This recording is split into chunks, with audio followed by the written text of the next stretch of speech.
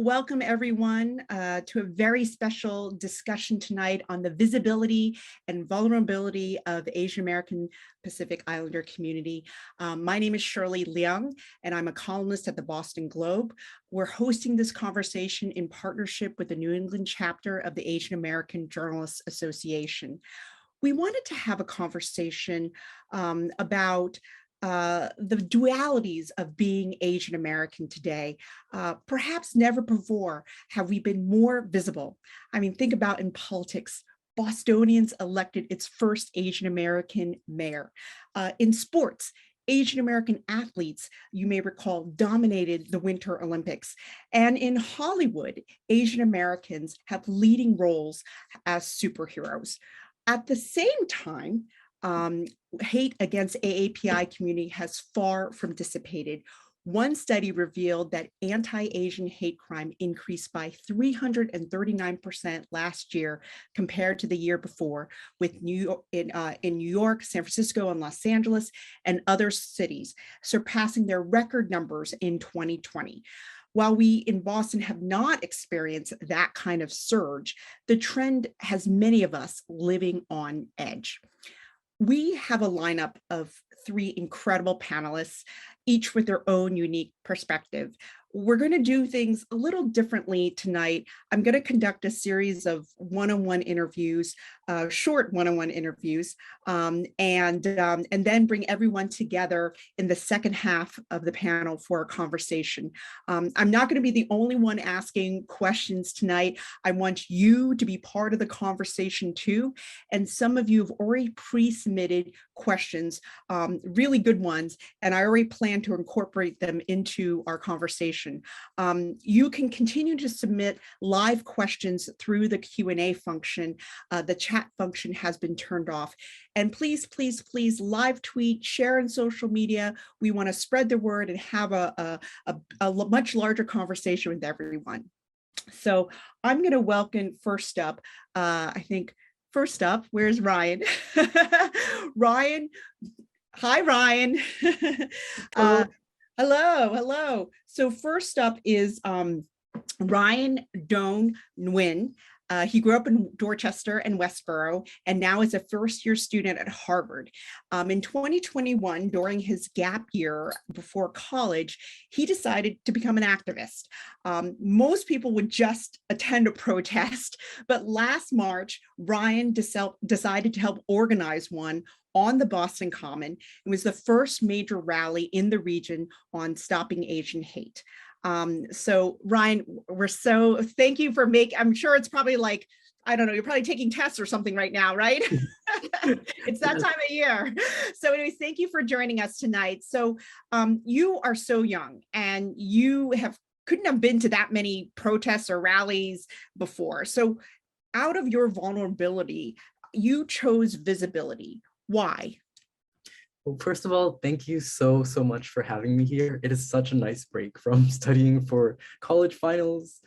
I chose visibility because of the profound power that it has in bringing the issues of our communities to the forefronts of people's consciousness. When you see a face and not a statistic, not a headline, you see a person, you see a life, you see a neighbor, a brother, a son, a daughter, a friend, you humanize them. So visibility, in my opinion, is what connects. And it's also what I felt gave traction to other issues. So I had never attended a rally or protest related to AAPI hate before, but because there weren't many happening where I lived. But I did go to marches for Black Lives Matter and events surrounding March for Our Lives. And I saw people on the West Coast.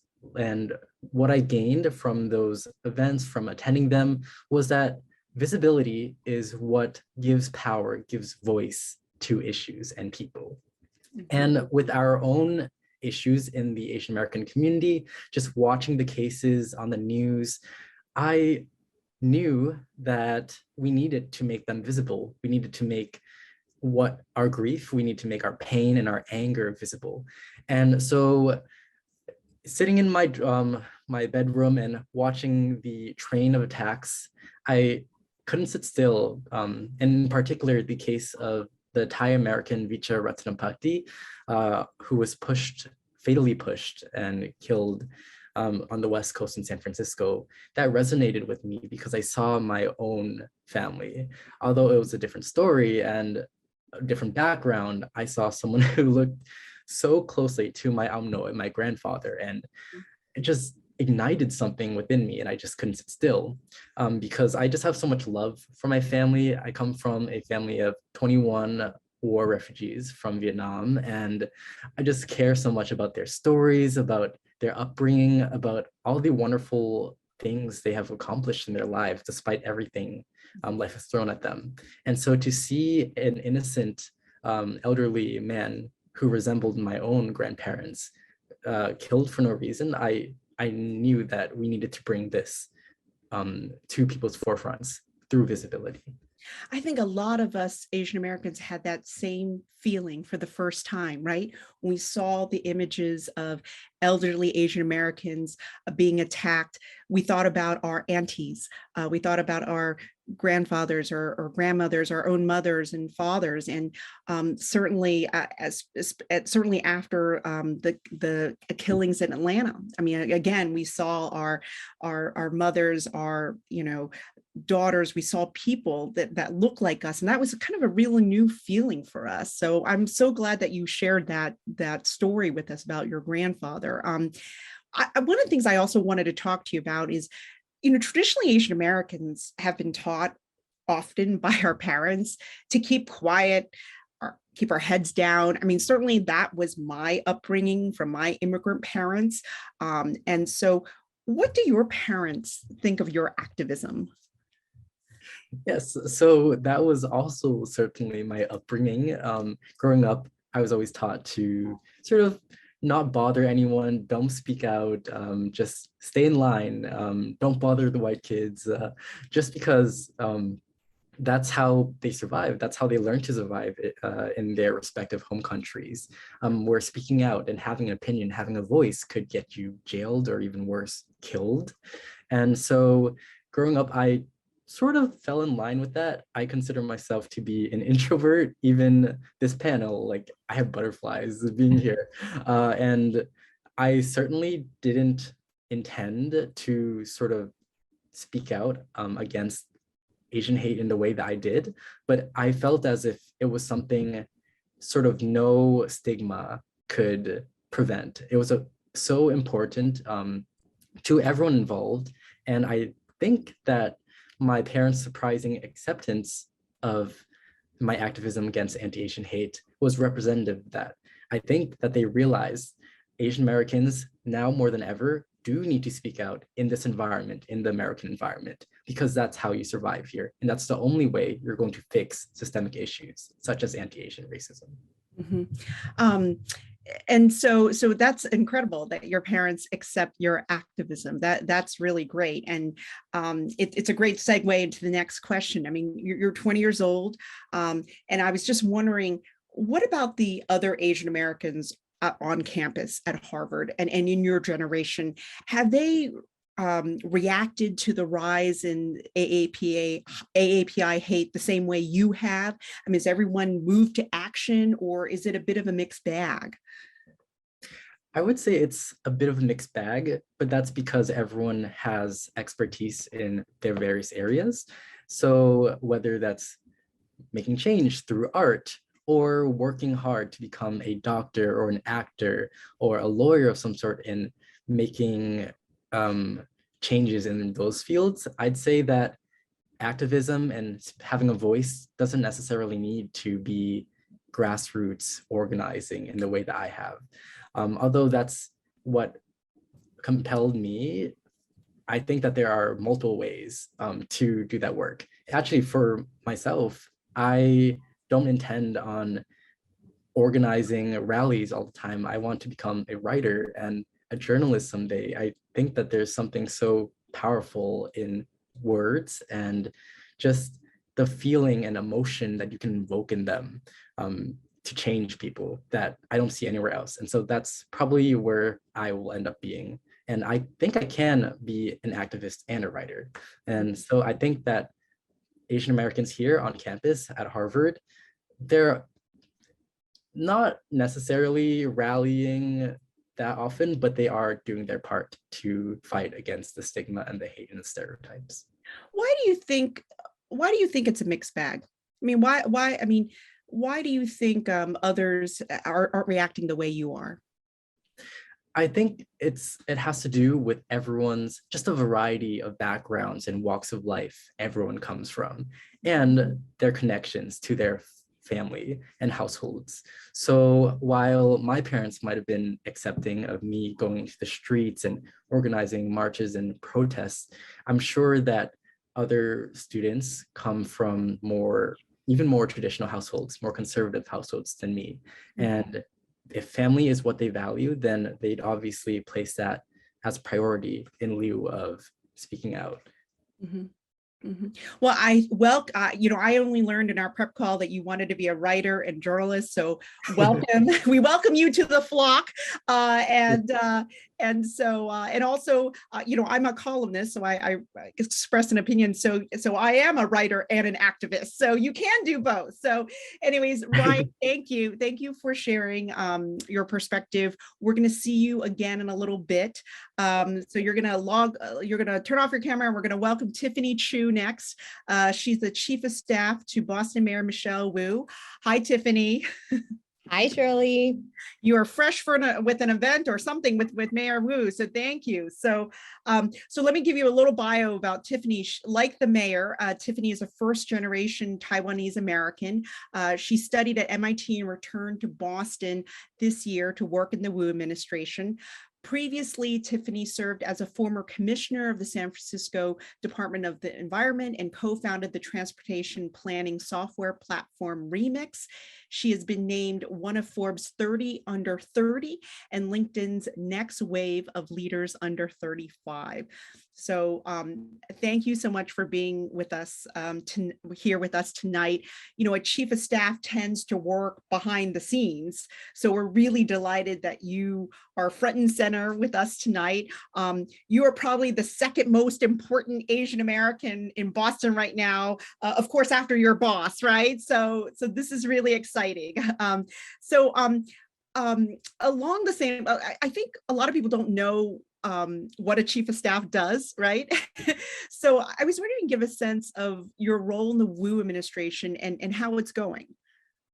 Yeah, well, first of all, thank you so much for making this space, Shirley and Globe team. This is really special to even be invited to a panel with a topic such as this. I honestly do not think this type of panel would have existed, 5 years ago, or even 3 years ago. I guess to answer your question about what a chief of staff does, I have also been wondering this myself. So far, what I have learned is that a chief of staff's role, specifically a chief of staff for the city, falls into 3 major buckets. The first one is to hands down just support the mayor. So every day, I just work to ensure that Michelle has what she needs to lead every moment of every day, from managing her schedule, the nuts and bolts of her day, communications, etc. The second piece is around managing the city organization. So for Boston, what that means is building and retaining a strong 19,000 person organization team and managing a $3.9 billion budget to deliver for the people of Boston. And then the third and final bucket, sorry, there's one more, Shirley, is to drive the agenda. So helping the mayor basically push her vision forward that she campaigned on and what the voters voted for. I have a feeling you're also very involved in like hiring people, right? Hiring key roles. And I was like, how would Tiffany answer this question? She might say, maybe it might be easier to say what I don't do, right? So anyways, you've worked in San Francisco and most recently you lived in Seattle and you had no experience in Boston politics. What is it like coming in as an outsider on multiple levels, Asian American and a transplant? Yeah, so I actually lived in Boston for almost a decade, went to school here and loved it, and then worked for a few years afterwards. And I actually felt in many ways that I didn't belong in Boston once I exited the cocoon of academia and, got thrown into the working workforce. And then, I ended up getting a fellowship at a nonprofit in San Francisco called Code for America. And I remember the moment when I landed at SFO and every single person around me at the airport was Asian. And that was mind blowing to me. I had never before experienced that. And then as I continued to figure out, my life and my identity in San Francisco, it was just so normal to be Asian and to, have Asian friends and go to Asian things. And, it just felt so much more a part of folks who lived in San Francisco and, how they grew up. And I think now coming back to the East Coast, I feel slightly more mature and developed in my confidence around being Asian and the pride. I felt like I needed to get away from Boston to figure that out. But then coming back to Boston, I realized the city has changed a lot. And a lot of it is due to the last election and being able to see myself in the city for the first time in a long time. Yeah, I've spent some time on the West Coast myself. But most of my family's on the West Coast, so I'm often there. And yeah, it's very different, right? It seems like Asian Americans are everywhere in politics and business, and certainly the food is really great there. There's a lot of Asian options out there. So, but I love Boston though. I love Boston for many other reasons. So. One of the things I also want to talk to you about is since Mayor Wu's election, one of the bigger headlines has been, these anti-vax protesters who have gathered outside her home at all hours. I've also written about and others about the North End, restaurateurs. A small group of them are so upset over outdoor dining rules that they, this week they just sued the city of Boston, saying that the rules are unfair. And it's hard for me to imagine a white male mayor getting confronted the way Mayor Wu has. Are you surprised at this reaction? It's been quite shocking, honestly. And I think part of it is because she's a new mayor, people are trying to test her limits. And especially as an Asian woman, where the stereotype is, we're quieter, we're meeker, we're going to let other people kind of steamroll us. That has been, I think, what a lot of the protesters plus the North Enders that have kind of banded together in this slightly odd, Alliance, yes. Alliance, yes, exactly. And I think in general, our administration, Michelle is just held to a higher standard because of who she is, what she looks like, and how she's different from past mayors. And so there is this higher level of scrutiny and, higher level of racism that we experience on a day-to-day basis through whether it's social media, whether it's in person, whether it's outside her house. It's coming at us from all angles. And honestly, I've just been so amazed by the way that she rises above it every day. Mm-hmm. And when you see that she's a target of hate, I mean, do you feel it yourself too? I mean, how do you process that? I mean, I first experienced this once, I was announced as her chief of staff. And of course, people look at me and they look at her and they think, oh, they must be the same. The number of times I've been mistaken for Michelle in various settings, it's like comical now. And I experience a smidge, a small percentage of the hate and vitriol that she experiences online on a regular basis. So, I mean, the way that I approach it is, there are some things under my control and some things that aren't. And the ones that are not under my control, I'm not going to spend time and energy worrying about it. And I think she feels the same. We have to reserve our energy for moving the city forward, which is what we're here to do. What I like about how Mayor Wu addresses hate is that she takes on the challenge, right? She doesn't ignore it. And I think that's really important. And so I was just wondering, what do you learn from observing Mayor Wu, whether it's in her words or actions and attitude and how to deal with hate against Asians? Because at some point, all of us are going to experience this. I think what we've learned is that Boston, while having made many, many strides, is still very much a segregated city, and communities are divided, by boundaries of color. And I think the most that we can do is to try to nourish the underprivileged, underrepresented voices in a way that is literally happens by, her presence being mayor and showing people what's possible. So I think a lot of our response to hate is hate has no home here. And if you think you have a home here, you don't, because we're going to try to battle every piece of hate with love and with inclusion, and with showing that there's a better future for the city. Mhm. Well, I just thank you, Tiffany, for sharing your perspective. It's, again, you are so behind the scenes, so I'm so delighted to see you in person and hear your voice. So this is exciting for me personally as someone who covers the city. So we're going to see you in a little bit, and we're going to bring out our next panelist. Next up is Lawrence Chow. Is Lawrence here? There he is. Hey, Lawrence. How are you?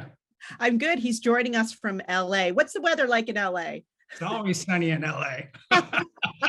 Well, we at least have sun here today, but it was kind of cold. So anyways, so I just want to remind people that you can ask questions, send them through the Q&A. I see that some people are I don't see a lot of questions, though we got a lot of good questions pre-submitted. So keep your questions coming. So Lawrence is, as I said, based in LA. You're an LA-based actor and producer who grew up in Toronto. He got his big break in Asia, where he was dubbed the Ryan Seacrest of Singapore, hosting a number of programs such as Hollywood Squares Singapore and Miss Singapore Universe.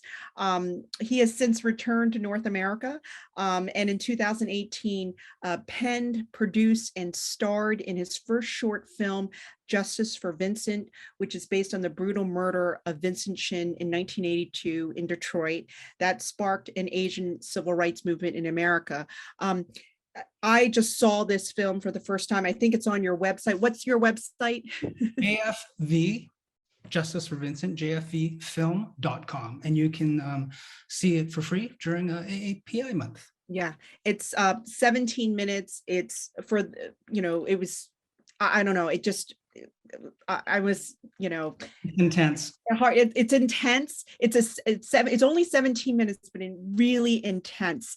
And I loved it. I love the fact that it's like in the format is a TV interview, right? And so anyways, let's get into the film. So what made you tell Vincent Chin's story so many decades after his death? Well, and it's interesting. This story has been churning in my gut for decades, because I remember as a young student going to see the premiere of the documentary Who Killed Vincent Chin by Christine Choi. And I met Christine and Renee Tajima, who produced it, and was just riveted by the story of Vincent Chin, which you touched on, and I'll just elaborate quickly. Vincent Chin was bludgeoned to death with a baseball bat in June 1982, age 32, a few days before his wedding, by two Caucasian auto workers who allegedly mistook him for being Japanese, although he's Chinese American. And it happened at a time when the Detroit motor industry was being compromised by the so-called Japanese auto invasion. So there was Asian resentment in the air in the city. And the assailants were let off with a $3,000 fine and a 3-year probation. And the outrage from not only the Chin family, but the Asian, first the Chinese community and then the greater Asian community was one of outrage. Is that what the life of a Chinese man is worth? And that sparked one of the first and at the time largest Asian civil rights movement in the country.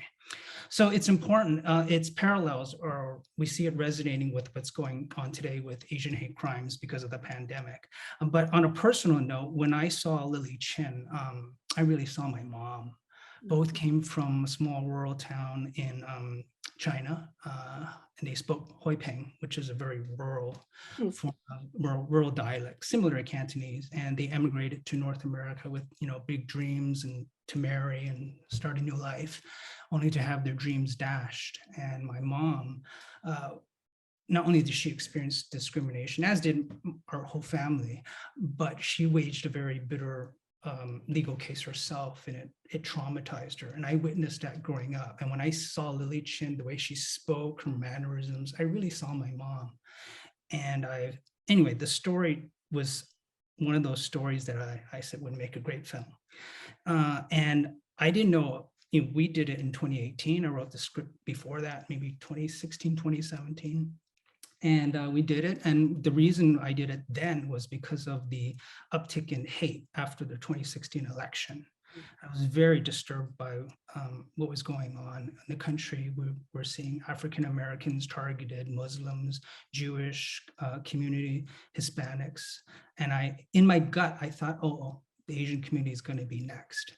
Anyway, I didn't know it. This is pre-pandemic, and I did it as sort of like my battle cry to raise the alarm about hate spreading through the country. And that was the main impetus for me doing the film. Anyway, so we can talk more about that later. But later on, after we finished the film festival, right around when the pandemic started, the end of December 2019, we pretty much wrapped up our film festival run early 2020. And that's when the pandemic really took foot, and Asian hate crimes started to go off the charts. And people asked me, how did you know? I said, I didn't know. I just knew something was going to happen. And in 2021, I re-edited the film to include elements of what was going on with the pandemic. And you can see that at the end of our film. jfefilm.com, watch it for free. We have it in the chat right now, so everyone can look at it. It's incredibly powerful. It's short but powerful. So tell me a little bit more about the reaction to the film. And I'm also very curious about the reaction, 2018, 2019 versus, 20, or I guess really 2021, when Asian hate crimes and the Atlanta killings, were all over the headlines. The response from the get-go was very favorable and overwhelming. We did extremely well, oddly enough, in mostly Caucasian film festivals. Yeah, the audience members really gravitated to the story. Many of them would approach me like, we didn't know you had social justice stories. I'm like, believe me, we've got time.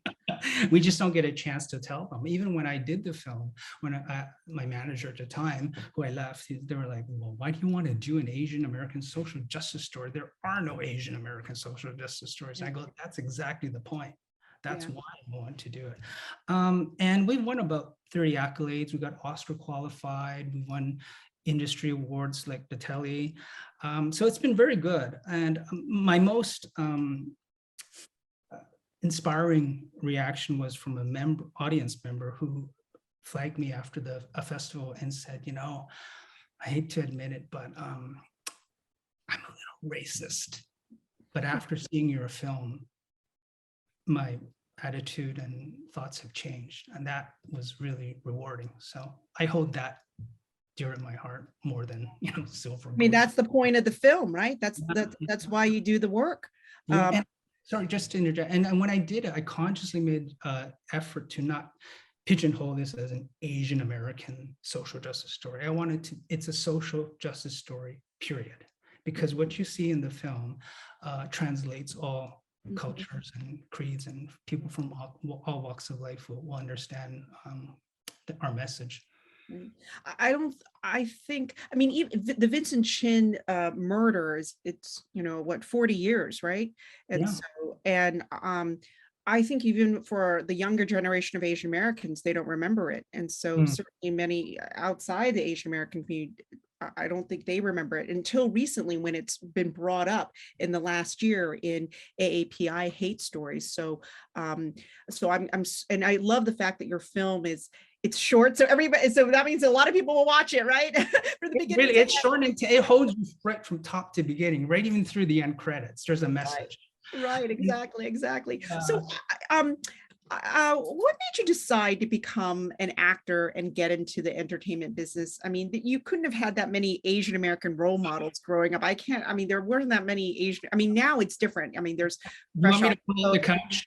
yeah. What made you decide to get into, I'm sorry, what made you decide to become an actor? Oh, geez. Well, I started off as a journalist, like you You guys. did, another one, I didn't. Yeah, isn't that crazy?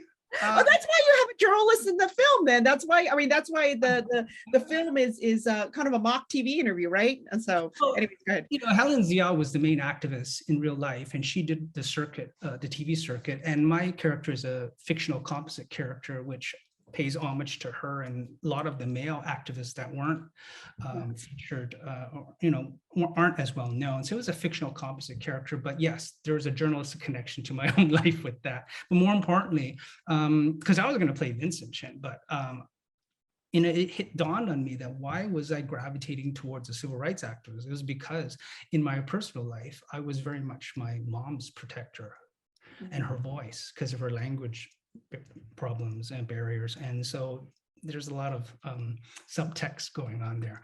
So back to your question.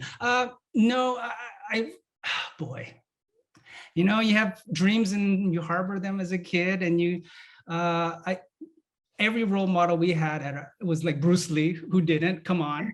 There weren't many in North America, but I got transfixed with the Asian entertainment scene. Like I fell in love with the screen idols like Leslie Chung and Andy Lau and Chow. And later on, I got to actually meet them and interview many of them. These are they're stars in Asia, right? They're stars in Hong Kong. Yeah, Hong Kong. Yeah, yeah. My first stop was Hong Kong, and then later on, I went off to Singapore and I worked my way up the ranks from journalist to TV host, producer, writer, and was acting on the side. And so sort of like Asia was the go-to place you go to as an Asian American, because there just weren't many opportunities for us in entertainment or media. So right. I can tell you as a working journalist, I think you probably have more fun being an actor in Hollywood. So yeah, you know, you think it's more unsteady than being a journalist. The journalist's life is rocky enough, but oh my God, being an actor, you don't know when your next gig is coming or going. So create your own, like me. One last question before we bring everyone back. So you went from being the Ryan Seacrest of Singapore to an activist filmmaker. So is this what you're going to be doing from here on out, or are you going to go back and forth, or? I don't want to be pigeonholed creatively, like just a social justice. I'm not Spike Lee. I mean, I love comedies. I want to do some horror stuff. I think as I get older, I want to maybe regress more to the background and do more writing. I mean, I love acting. I love acting. I love hosting. I host Ghostly Encounters as well, the paranormal TV series. So, you know, the great thing about being in my business is there's like a fluidity. So, you know.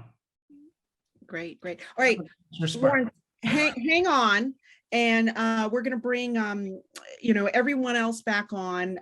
Tiffany and Ryan. We'll wait for them to turn on their cameras. You guys have to, audience, keep your questions coming. I only got one good live question. Are you guys listening? So anyways, but I have actually a lot of good questions that were pre-submitted. So I'm actually going to start with them. This is a really good question from the audience, from some the audience pre-submitted. This is a question for all of you to answer. Are you optimistic or pessimistic about the future of race relations in America? Tiffany, why don't you start? You know, I'm actually, having spent a lot of time with now Gen Z in the mayor's office. There's a lot of young people in the mayor's office and at City Hall now.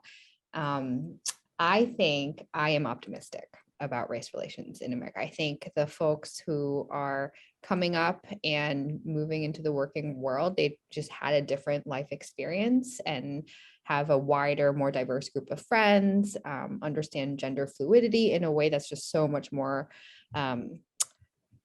discussed and in a way that's articulated and normalized than I feel like my upbringing was. And I'm solidly millennial.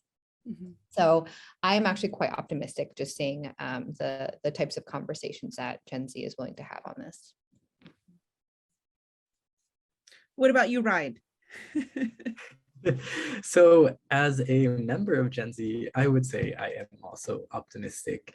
Just my friends and who I've come into contact with in college, there's a bludgeoning open-mindedness that seems to pervade all of our conversations, and people are having conversations with elderly as well, and their parents, and really trying to change the entire world.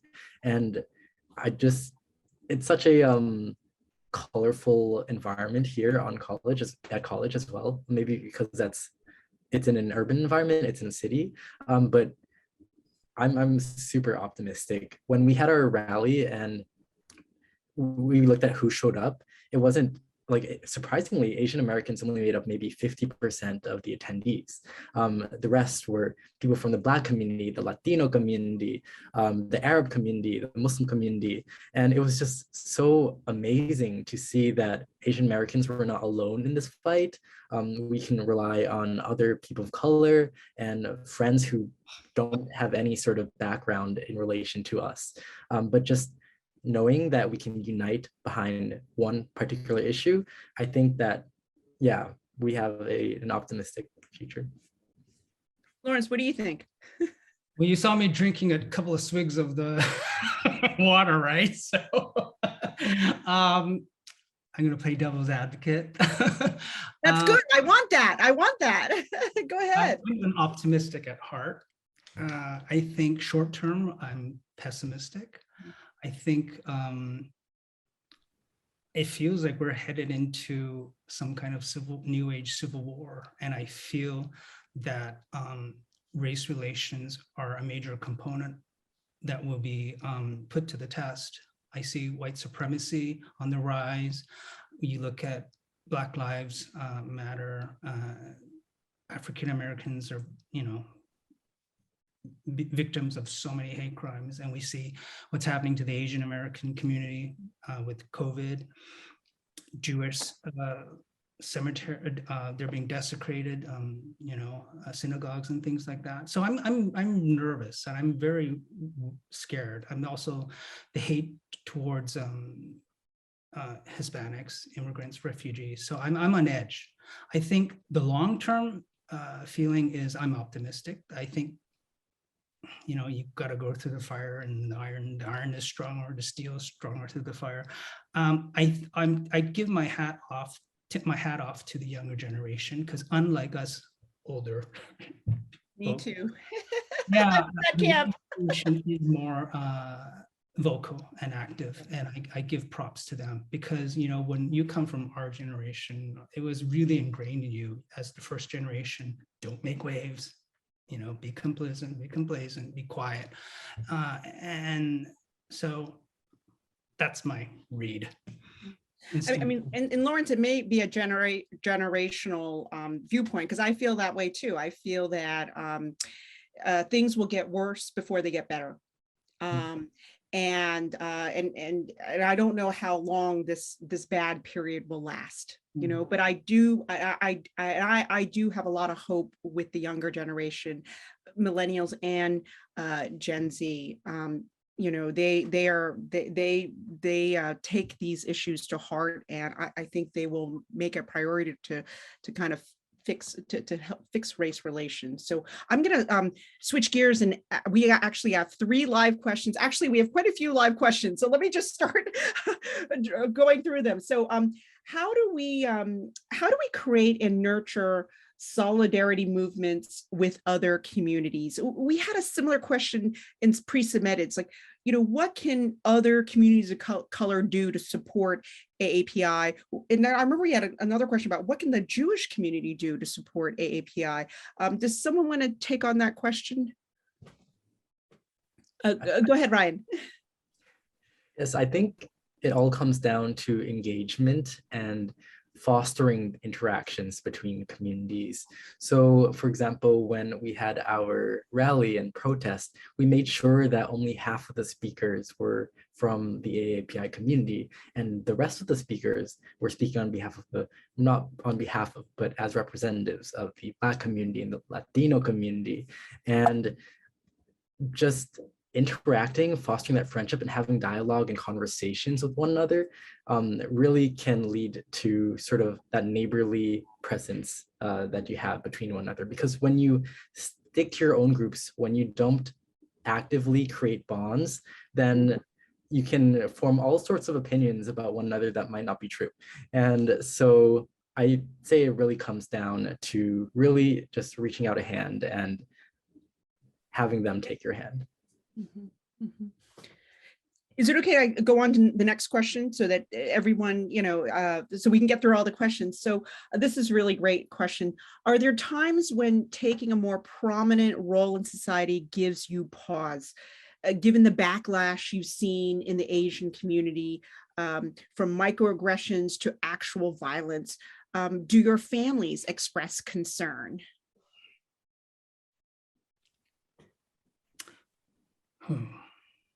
Is it because I didn't answer, it's going to me? Before. Do you want to weigh in as Tiffany, or? You guys can both weigh in on it. Go first, I'll go next. Okay. Well, I think just want to backtrack. What are some of the Asian American hate crimes that we've seen of late during the pandemic? We've had an elderly can collector whose head got stomped on. We've had men and women pushed off the subway tracks in New York. We've had an elderly man be lit on fire in Hawaii, or is it Seattle? I think it was Hawaii. We've had young men being sprayed with Febreze on subways. Elderly woman shopping or jogging gets hit, et cetera, et cetera, et cetera. And these resonate to me, I think all of us personally, because we do see our family, we see our parents, we worry for them when they walk on the street. And boy, I don't know. My biggest question is like, how have we evolved as society, or have we not? And also, can you think what has made us so polarized and so aggressive of late? When the AIDS crisis hit, did we go and beat up African Americans or the members of the LGBT community? Ebola hit, did we go and attack a certain racial demographic? No. What's shifted? Somewhere along the line, the light's been lit, the fuse has been lit, that it's okay to attack people, not just verbally, but now physically.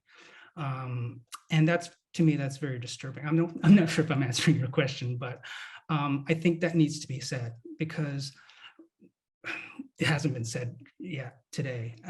And I think for us as, I hate to say the word victim, but we are victims now of hate.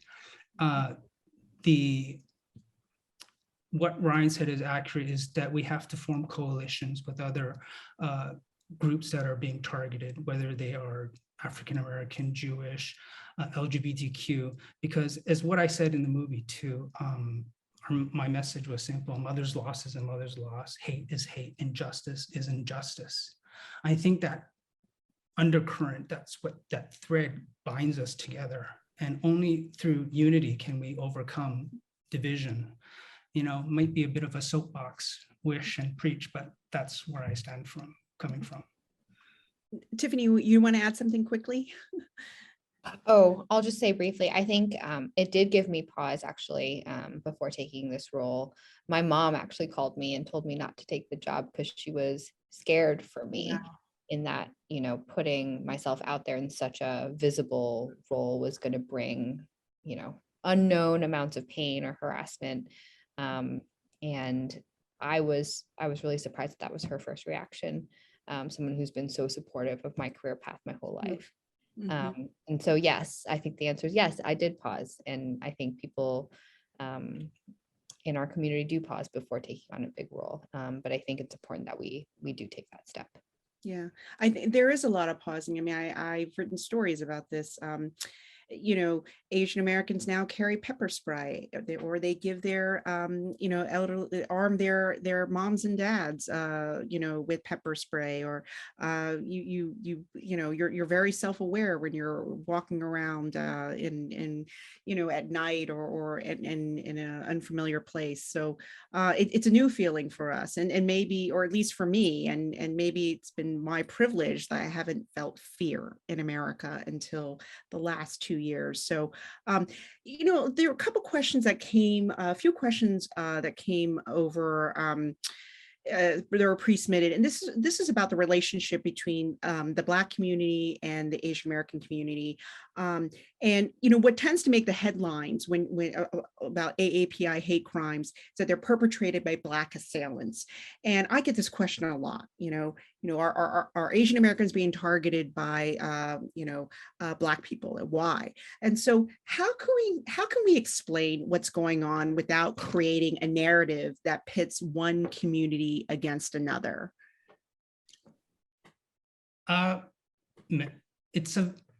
That's a very important point you brought up, and something I brought up. I made an effort in the film to do. In the end of our film, I paid tribute to other victims of hate crimes: Matthew Shepard, LGBTQ, also Trayvon Martin, George Floyd, Breonna Taylor, et cetera, and I had visuals of events where Asian people were with African American people side by side, decrying the Atlanta shootings and Asian hate crimes. So that message to me was the counterpoint to this stereotyping and generalizing. I think when you start to broad stroke people, generalize them and say, well, all Asians are infectious and all African Americans are thugs and blah, blah, that's a danger, because you're not any different. If we're being attacked by people who are, quote, ignorant, why would you want to unleash the same ignorance on them and say, well, all of them are like that? They're not.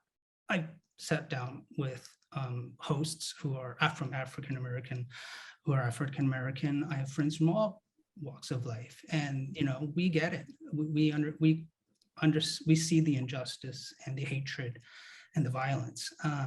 So the Vincent Chin case was interesting because the African American, the Chinese activists called on the African American community for support. At the beginning, they were very reluctant. They said, well, what have you done for us? It wasn't until Jesse Jackson got involved, and that changed the paradigm for that. And people will see that there is a common thread.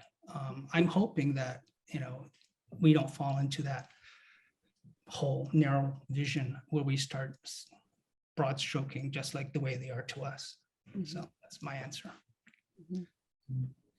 All right, I'm going to keep moving along. We are almost out of time here. If you can imagine. Oh, my fault. So who wants to answer this? Maybe this is a lightning round question. I would maybe yes or no from each of you, which is, I love this question. Will AAPI hate subside when COVID subsides? Yes or no? Ryan, yes or no? No. Tiffany? No. Lawrence? No. No. Yeah, I think you guys are all right. No. And then, okay, this isn't a lightning round. This is, Ryan kind of touched on this in some of his responses. So this is another question from that was pre-submitted. So Asian Americans are often seen as foreign, as the other, as the outsider. What is the most effective way to humanize Asian Americans?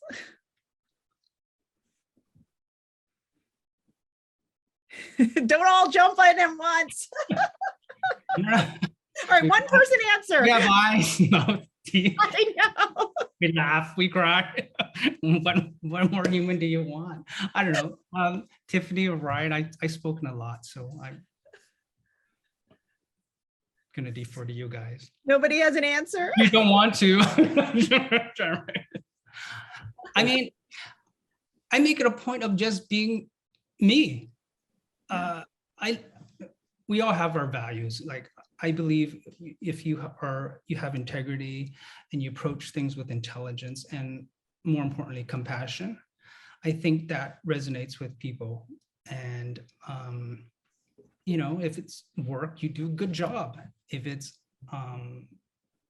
activism, I showed up for Black Lives Matter because I care, you know, and I hope whichever group, there's like reciprocation from different groups. And I think that might be a way of overcoming the odds that we're in, the challenges that we face right now. It's that unity through diversity. Just to add on to that really quickly, I think also just drawing back to visibility, just putting yourself out there within spaces and environments where you don't traditionally see Asian faces, that would humanize Asian Americans because it shows that they can be part of that environment too. They can be part of that story and that narrative. So for example, within sports, it's awesome that we're having more visibility there because it shows that Asian Americans, oh, they're not just mathematicians and scientists and railroad, but they're also basketball players and skiers, etc. And so really daring, having the courage to step into those places where you didn't see yourself before. Yeah, the way I would have answered that question is this panel, you know, all of you break stereotypes, you break the mold, you know, whether it's in Hollywood, in politics, as an activist. So you guys, you guys humanize us in ways you probably don't even realize. So we have like about 5 minutes left. So I will ask one last question for all of you to answer. And so I love this question. This is actually from Mabel Chan, and you'll hear from her later. So what are you seeing or hearing that gives you hope about the AAPI community? Tiffany, why don't you start? I think one thing that I've loved, and this is kind of something that I stumbled upon just, you know, scrolling through Instagram, is there's this new genre of, I don't know, it's like visual language, or it's basically helping folks like me who, you know, grew up in the US, but, you know, have this strong tie to the motherland, wherever that is. But it's like this type of content that like translates for me a lot of, you know, either whether it's like Mandarin or just like cultural things that kind of bridges the gap between, you know, what something my parents would understand, but I wouldn't, but there's like this like layer of translation. Anyways, there's like a couple of, you know, like what my Taiwanese mother would say type of Instagram handles that just like make me feel seen, because I do, and I think most of the folks on this panel and probably the audience feel, you know, we're in this like liminal space. Who are we? And there's been no full discussion about it, and just, you know, small tidbits of like translating stuff that my mom would say to me in Mandarin into English, and like why that's like conflicting and funny, and like all the tension that, you know, I grew up with. But then having it like just like on my feed is such a funny thing that I've enjoyed, and those snippets, that like kind of bite-sized content about my culture really give me life. That's great. Ryan, what gives you hope about the AAPI community? I think when I see just normal friendships between an Asian American person and someone who's not of Asian descent, that just makes me so happy to see just a friendship and a connection relationship forming. But also this panel and other forms of representation give me so much hope that people, especially from the AAPI community, are starting to find their voice and realize that their voice matters. You can be a journalist like Shirley, or you can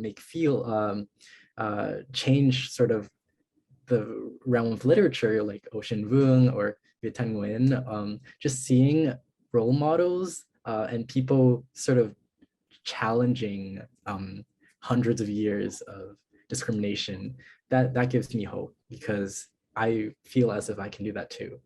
Mm-hmm. Mm-hmm. All right, Lawrence, 30 seconds. Okay, what gives me hope is Asian Americans, Pacific Islanders getting into positions of power, like Mayor Michelle Wu, that signals great change. Also becoming more assertive, veering away from stereotypes, like you said. More visibility in the entertainment industry for, where I come from, but also hope and kindness. Mhm. I think we can't fall prey to becoming cynical and bitter. And that we have to keep that torch of hope and compassion lit so we can overcome. Mhm. Well, this has been an amazing panel. I've learned so much and I've been delighted to meet all of you and get to know you the last couple of days over the past week. So thank you, Lawrence from LA, Ryan from, are you in Cambridge? Is that where you are? Yeah. Tiffany, are you in Boston somewhere? Are you in City Hall? Close to City Hall, yeah. Close to City Hall. So thank you all you for being part of this AAPI event that's sponsored by the Globe and the Asian American Journalists Association. We're going to hear some closing remarks from Mabel Chan. Mabel, turn on your camera. Hi, Mabel. So Mabel's a media entrepreneur, former producer at ABC News, and a board member of the New England chapter of AAJA. Take it away. Thank you, Shirley. First of all, really amazing, very rich and lively conversation. Is thought-provoking and sobering. So thank you. And I know you're not going to toot your own horn, but then there is an anonymous attendee which says, Shirley, you are a treasure. Thank you for your great writing, speaking perspectives, especially when it's not the city, state, region, other party line. Keep up the incredible and important work and keep your webinar appearances coming too. So I think that I should do that because you probably won't. And thank you, of course, to every panelist, Tiffany Chu, Brian, Doan, Nguyen, and of course, Lawrence Chow. Thank you so much. Of course, our media partner, Boston Globe, and everybody in the audience. We have at its height, 89, although I heard that 265 registered. A little bit about AAJA, Asian American Journalists Association. We are just one in New England chapter among, I would say, thousands of chapters worldwide. So if you're interested in knowing more about what AAJI does, I can tell you that we support AAPI journalists and we seek diversity in newsroom. And we also are seeking fair coverage of AAPI communities in New England in particular. And we support all kinds of webinars that would bring AAPI issues to the fore, such as this webinar today. So on that note, thank you everybody for coming. Thank you. Thank you.